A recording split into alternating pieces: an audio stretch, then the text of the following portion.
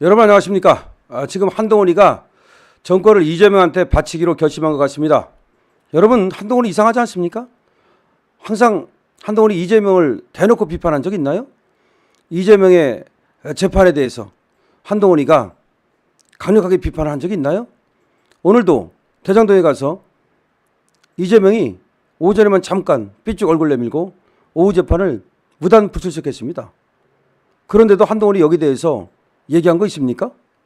아니 재판을 갖다가 마치 보이콧하듯 자기 마음대로 하고 그럼 대장동 재판을 그냥 설렁설렁 하다가 어차피 내가 대통령 되면 끝이다.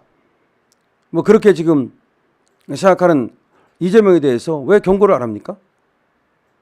아니 지금 우리 헌법에 보면 말이죠.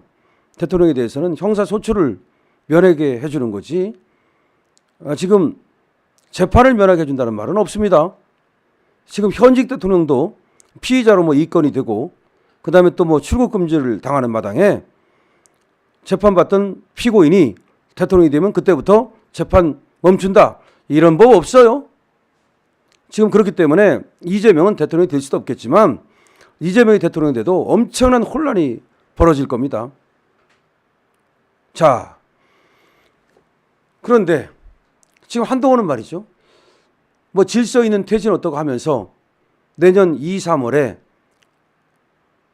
윤석열 대통령이 물러나고서 바로 대선을 치른다. 그러니까 2월에 물러나면 뭐 3월에 치르고 4월에 물러나면 5월에 치르고 근데 빠르면 빠를수록 좋다. 뭐 2월이면 얼마나 남았습니까? 그래서 대선을 바로 치른다. 그러면 대선을 바로 치르면 한동훈은 바보입니까? 그럼 이재명은 그때까지 지금 공직선거법이라든지 지금 또 대장동이라든지 우진교사라든지 또 대북송금이라든지 법카라든지 그때까지 결론이 납니까? 그러면은 한동훈의 머릿속에는 이재명 재판받는 건 아무것도 아니야. 어차피 이재명 수사는 다 그거 뭐 가짜 수사야. 그걸 인정하는 겁니까? 아니 한동훈이가 법무장관을 했던 놈인데 다른 사람도 아니고 법무장관을 했던 사람으로서 이재명 수사 여기에 대해서 이재명 재판 여기에 대해서 누구보다도 잘 알고 있는 사람이 그럼 이재명이 받고 있는 수사나 이재명이 받고 있는 재판 다 그냥 필요 없다. 이재명 네가 대통령 나와라. 나도 대통령 나가겠다. 네가 지금 자범이기 때문에 내가 나가면 이길 수 있다. 나는 정의로운 검사고 윤석열도 이겼는데 내가 너를 못 이기겠느냐? 그렇게 생각하는 겁니까? 저는 그렇게 생각한다고 밖에는 지금 한동훈의 이 행보를 그렇게 해석할 수밖에 없어요. 한동훈의 행보는 윤석열 대통령의 비상계엄보다도 더 이해하기가 어렵습니다. 윤석열 대통령의 비상계엄은 어느 정도 추측이 이해가 돼요. 그러니까 윤석열 대통령이 지금 입법 독재, 예산 독재, 특활비 전액 삭감, 김건희 특검 반복, 또 윤석열 대통령을 끌어내리려고 하는 끝없는 시도, 그 다음에 거기다가 여당 대표라는 자가 끊임없이 윤석열 대통령에 대한 공격, 이 국회에 대한 어떤 불만과 원한, 그 다음에 이렇게 가지고서는 아무것도 할 수가 없다. 대통령으로서 이거 레임덕, 이걸 견딜 수가 없다. 차라리 레임덕이 될 바에는 데드덕이 되는 게 낫겠다. 절름발이 오리가 될 바보다는 차라리 죽은 오리가 될지언정 그렇게 해야 될 수는 없다. 그런 어떤 절박함 때문에 아마 그렇게 비상계엄을 했다고 봅니다. 물론 거기에 선거 부정선거 이것도 하나의 원인일 수도 있겠지만 그것도 아직까지는 그런 정황이 있다는 것이지 윤석열 대통령 입으로 나온 바가 없어요.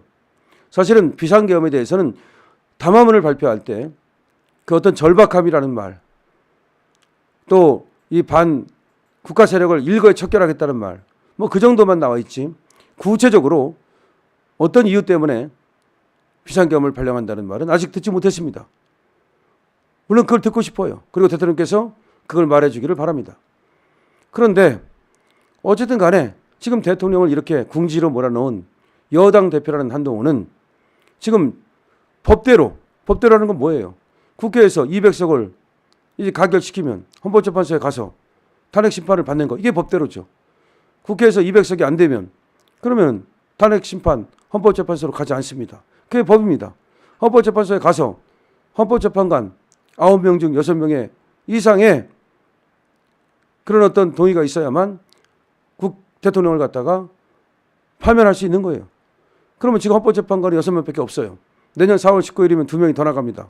그럼 그때 가면 4명밖에 없어요. 그러면은 사람이 없어가지고 헌법재판을 할 수가 없어요. 사실 윤석열 대통령은 헌법재판소로 가도 뭐 걱정할 거 별로 없어요. 물론 윤석열 대통령이 직무정지가 되면 총리가 권한대행을 하게 되는데, 그럼 권한대행이 뭐 대신 대통령 대신에 헌법재판관을 임명할 수 있다, 뭐 그런 얘기를 하는데, 원래 권한대행이라는 것은 현상 유지만 하는 거지 어떻게 권한대행이 헌법재판관을 임명합니까? 그건 말도 안 되는 소리죠. 어쨌든 간에 그건 또 헌법학자들이 논란을 벌일 텐데, 아마 민주당이 여론을 등에 업고 권한대행이라서 못할 게 뭐 있어, 그냥 권한대행이 그냥 헌법재판관을 임명해. 그럼 그 임명한 사람들이 가가지고서 그냥 윤석열을 탄핵시켜?